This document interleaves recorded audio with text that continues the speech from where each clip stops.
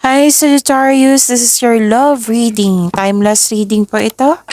Kung naka-resonate kayo, comment down. Kung hindi kayo naka-resonate, ibigay niyo po sa iba.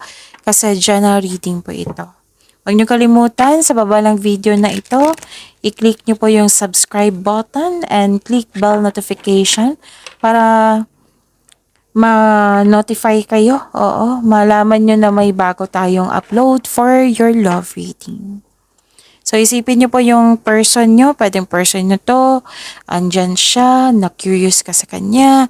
Pwede din na maniligaw mo ito or sa isang tao na may connection kayo.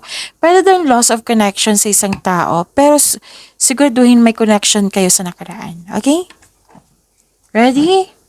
Spirits guide. Ano po yung gustong sabihin ng person ni Sagittarius? I need 4 cards po. I'm not the same person.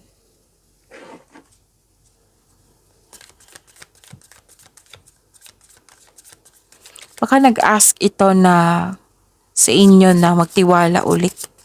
Magtiwala ka ulit sa kanya. I wasn't planning on having anything serious when we met. But I can't deny I'm falling for you. Wow. Love na in love.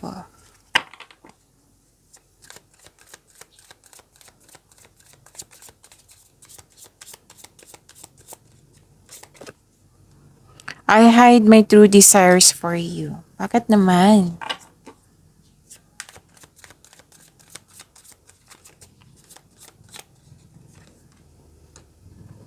I become apprehensive about being candid with you.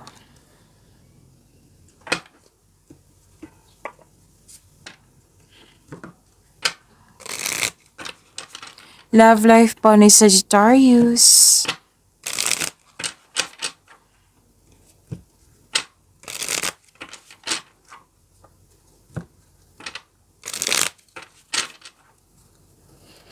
Spirits guide, kamusta po ang energy sa love life ni Sagittarius? I need 2 cards po.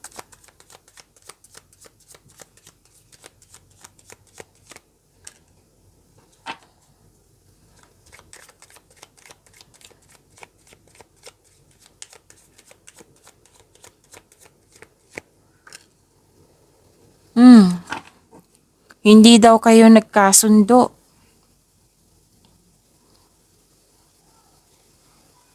Nalilito ka sa paggawa ng desisyon. May failure connection dito, failure relationship. Hindi nagkaroon ng balanse ang inyong relasyon. Isa sa inyo naging dependent o naging dependent partner. So, para maayos po ito, itong disbalance na ito, alamin nyo kung ano yung source of disharmony. Para mabigyan mo ng solusyon ng inyong concern. Pwede din may nagkaroon ng separation dito, na frustration. Pwede din may nag-promise shop na hindi niya nabigay or kayo ito.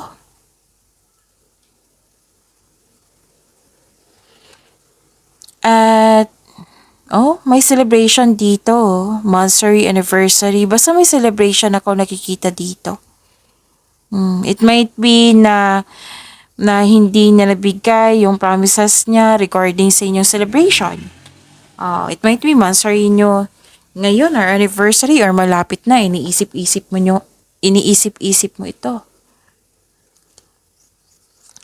Spirits guide, challenges na ma-overcome sa love life ni Sagittarius.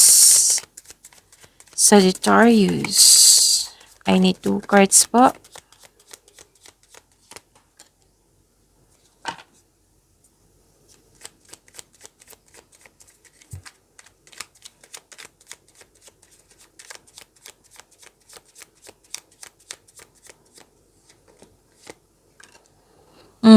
Ayaw na masaktan.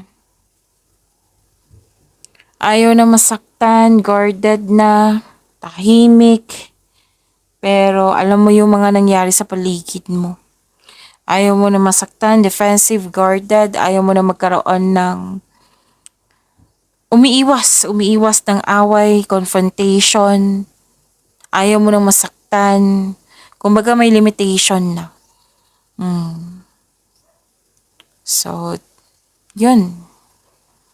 May self-protection ako nakikita dito eh.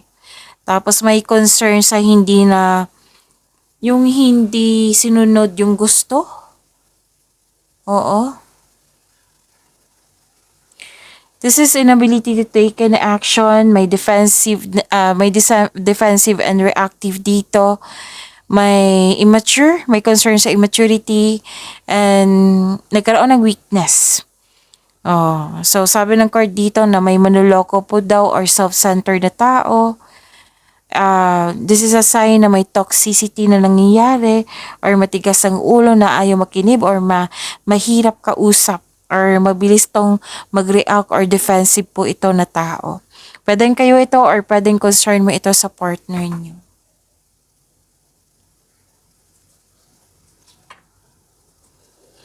Spirits guide. Kamusta po ang energy sa partner ni Sagittarius? Ano pa po yung gusto niyang sabihin kay Sagittarius? Ano pa po yung next action sa person ni Sagittarius? Ano pa po yung, kamusta yung feelings niya? Kamusta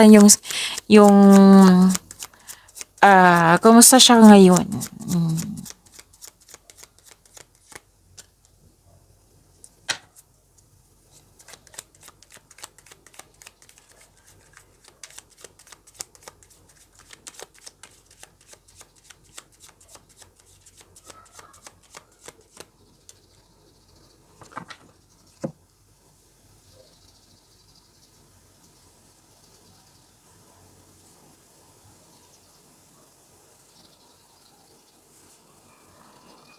May delay sa pag-uusap dito. Umiiwas din to.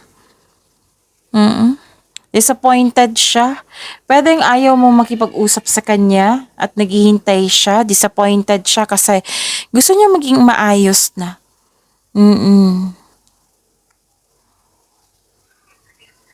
Gusto niya maging maayos na. So, pwedeng naging impatient siya. Pero willing naman ito maghintay. May reklamo lang akong nakikita dito na ang tagal niyong maging maayos, na maging okay kayo. Nakikita ko rin dito na nagkaroon po ng yung dalawa, may complaint nito. Matigas daw ang ulo. May concern siya sa matigas ang ulo or naging obsessive po. May concern din siya na nawalan siya ng gana dito nang dahil sa delay. Dalawang card na mismo nagsabi dito. Nagkaroon din ng hesitation to take an action para kausapin ka, para maging maayos na kayo. So, yun. Naiinip siya na gusto kanyang kausapin na mas nangibabaw yung hesitation. Tapos, yun nga, may concern dito sa matigas sa ulo, obsessive. Walan siya ng gana.